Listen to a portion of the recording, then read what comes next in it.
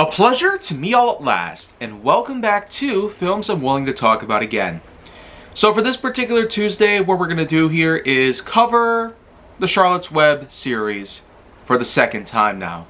I've already talked a lot about the first film, both then as well as now, because yesterday I did recently upload a video basically covering the Charlotte's Web film from 1973 all over again. And I'd say I'm pretty satisfied with the end result that I gave to it. But now, let's get to something that I haven't talked very much about, aside from some mentionings and how much I appreciated it. Charlotte's Web 2, Wilbur's Great Adventure. Released in 2003, a mere 30 years after the original, it's a bit hard to imagine how could you carry over such a beloved classic. First written in a novel by E.B. White, and later adapted into a well-known film by Paramount.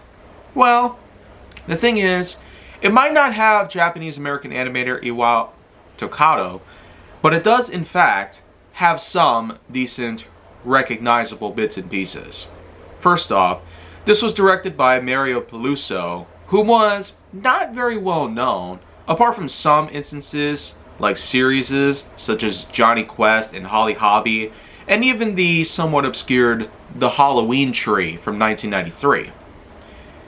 Also, you got yourself a pretty decently set up cast, including some familiar voices like Harrison Chad, Charlie Adler, Amanda Bynes, Rob Paulsen, and even Danny Mann.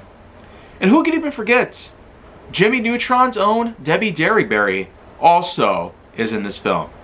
She plays the one and only Fern Arable, the daughter of John Arable, and the girl responsible for raising the famous pig, Wilbur. In terms of the sequel, this basically does have some continuity with the original, basically carrying over from the original story and taking place sometime after the events of Charlotte. But the thing is that it's an entirely different piece altogether. And while it does do a great job at reconnecting with the continuity of the original, even recalling the certain flashbacks that indeed happened in the first film, such as the infamous moment where Charlotte died and Wilbur bared witness to it at the carnival, that one summer in particular that it occurred. The movie does, of course, not only pertain to Charlotte and her skills that kept Wilbur alive for all this time, but it does in fact give us a whole new idea. The next generation, with three sisters, Joy, Arania, and Nellie. These three spiders, of course, had three different types of hairstyles as well as coloring to distinguish each other better, kind of like how the Ninja Turtles had different eye masks and whatnot, in different colors, of course, to help distinguish them apart. And with many other series as whatnot pertaining to this type of cliche where it becomes easier to recognize a certain character of a group for how different they are in comparison. Because, after all, they could all be the same for all we know, like triplets. So, unlike the original, which was a bit confusing to identify them both, unless we paid careful attention, in here, it's a bit easier to recognize the three spiders apart from each other. Anyways though, the story does carry over sometime after the events of Charlotte had come and gone, and the spring in which that almost the entirety of her litter, let's say, had scattered off away from Zuckerman's farm. With the exception of Arania, Joy, and Nellie. They all stuck around, and Wilbur taught them what's what. They basically learned from each other, and they grew up to be close friends. Kind of like how when we saw the little Gosling in the first film. Wilbur was certainly a big, proud role model of Zuckerman's farm, and grew to be the best known example of Zuckerman's farm, carrying on such a big legacy as we saw in the first film. However, things of course do get different as soon as we enter a black sheep named Cardigan, portrayed by Harrison Chad. She of course had some differences of her own, but as we know, much like what Wilbur went through, the Gosling went through, and Nellie, Joy, and Arania went through, Cardigan, of course, is persuaded by Wilbur to, in fact, take on life and enjoy it for what it is. We also get to see Templeton once again. This time, he, of course, is voiced by Charlie Adler, the man whom has also been well known for such other voices, like Starscream from Transformers, which I have also covered here in this series. But don't let me get ahead of myself, because apart from all the popular actors that were involved in the cast, some other examples out there certainly did prove to be pretty useful. Anyways though, the Zuckermans, as well as the Hirsch couple, are indeed working with each other in order to establish a new carnival attendance. But in this case, this is more about a giant tomato. Yep. Fern, as we know from the first film, much like her involvement in the first film, in terms of the carnival scene, this year in particular, she's hoping to gain a blue ribbon for the heaviest tomato. Hers was number 44, and as we get to see from the likes of both Templeton and Wilbur, as well as Cardigan, whom is close by, they do go on about some conversations until suddenly Cardigan is actually taken away. And man, it's kind of dramatic when you think about it. Even though Fern had won the day with a blue ribbon in hand for her tomato being the winner, Cardigan being taken away just wasn't really something that they were hoping to do. Oh, but you know what though? When all is said and done with all the characters that we have gone through, one in particular still has yet to be mentioned. The main antagonist. Yeah, unlike with the first film, which didn't entirely have anybody who was antagonizing enough to Wilbur or Charlotte, although some come pretty close. It's a rare example where there's not necessarily a fully established antagonist character that we get to know about. It's not really John Arable, even though he intended to kill Wilbur in the first film. It's not exactly Zuckerman, since he was also hoping to do the same thing to Wilbur, even though he was fully grown and proved to be a mightier pig than ever. Yeah, had it not been for Charlotte's intuition, he certainly would not have been alive. And with everybody else on the line, cast-wise, even Henry Fussy's mother doesn't really come off as antagonistic, even though she is kind of strict to her own son. Here in the second film, though, Marley, a red fox, mischievous, smart, cunning, and a bit devious. One could probably imagine, what kind of damage could Marley do?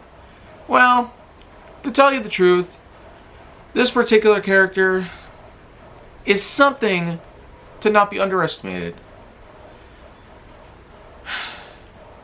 I mean, it's so much so that he actually gets his own musical segment in the film. Much like the first film, the second film does have its own musical numbers, plenty of which that we could name off, but that's not really the important part of this whole review segment. In any case though, the real interesting part though happens one particular night when Wilbur intends to go out searching for Cardigan, and Templeton accompanies him on his journey.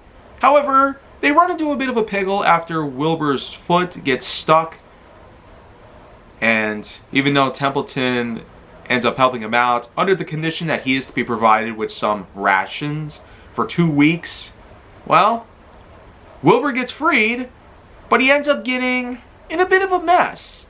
Yeah. And it goes to the point where he tries gnawing on blackberries, the juice sprays in his eyes, and after he gets some stickies, he gets covered in a bunch of leaves, and some branches also mount onto his body as well. He comes out looking like a completely different creature. But the following morning, of course, doesn't get any better. You see, even when Wilbur does meet up with Cardigan at a farm some distance away from Zuckerman's, the other pigs that are on that farm and kind of pestering Cardigan around do see Wilbur thinking that he is a wild boar hog. Yeah, apparently with all the crap that Wilbur went through with all the other stuff that had happened that one night, it apparently made him appear to be some kind of boar hog looking creature. It turns out that the farm in question that Cardigan was sent off to belonged to none other than the Hirsch family. Yeah, so talk about a coincidence. But here's the thing though, the Hirsch family aren't necessarily welcoming to certain guests that trample onto their farm. Even worse is the fact that because Wilbur was foreseen as some kind of bore, Mrs. Hirsch tries to get a hold of her husband, and there were plenty of different times where Wilbur had to be shooed off of the property. And what's even crazier is that they have a dog, a little puppy, whom actually scares Wilbur. That is impressive. Talk about a little guy with a lot of punch. But you know what? All this stuff I'm talking about, with all the Nellie Joy and Arania stuff, with all the spider weaving that they've had to do, with all of the chasing between Wilbur and Cardigan, as well as Marley the fox, it all comes down to an enticing end in which that Homer and company decide to venture off to go after Wilbur after realizing that he is apparently a boar hog and supposedly attacking the others. Yeah, the Hirsches end up getting so distraught that they end up spreading the news to other sources. Fern, of course, also tags along with them. And not to mention, there was even the mischievous Marley, whom once again is on the verge of some devious planning. But it is, however, cut short thanks to the combined efforts of Nellie Joy and Arania's spider weaving success. Yeah, as if you thought that Charlotte capturing a fish, capturing a hornet, and capturing other larger creatures of her own size wasn't impressive enough, well, her 3 daughters not only saved the day, but managed to capture a fox. Yeah. And on top of all that, Wilbur is thankfully cleaned off, revealing that he is not in fact a boar hog intending to hurt anybody or cause damage. And you know what?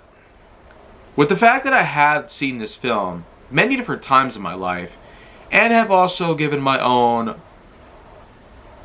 well, shares of information of this film over the years, I can't quite say that it's masterpiece worthy material. Even some people could argue that even though it was DVR release or direct to video, it certainly still did get some average ratings by certain critics, including Rotten Tomatoes and IMDb.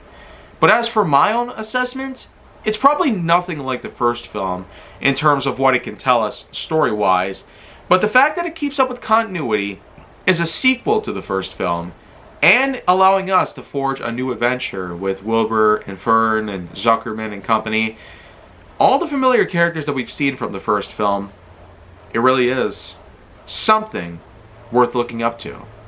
And I feel like that, while this probably isn't my best example of a review of this film, keep in mind, there's not a whole lot worth discussing in this entirety when it comes to a sequel of such a well-known classic from over 50 years ago.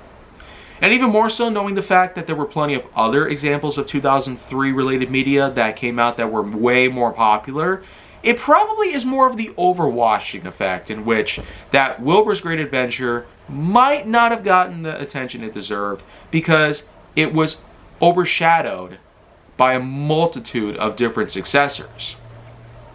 Box office and critic reviews have certainly plunged into a big pool worth of whom does it the best. In any case though, I give this film a good 6.8 out of 10.1. While it's not masterpiece worthy whatsoever, it still does a decent job at giving us some points in terms of storytelling, establishing a full antagonist, but the biggest detail of all is keeping in continuity with the original, not attempting to rewrite anything or topping the original in any conceivable way. And while it still doesn't quite help, even with my own assessments put together, some could argue this film really is something worth looking into, worth watching, worth talking about, compared to the original, which some might see as a bit overrated. But above all that, I'd say this marks my review of Wilbur's Great Adventure. Something that I haven't talked very much about compared to the first one, which I have indeed talked about in full most of the time at least. But I'd say this is way, way, way, way, way better than what I could have done back in the day when it came to reviewing the second film. So stick around tomorrow, and you probably know what's next.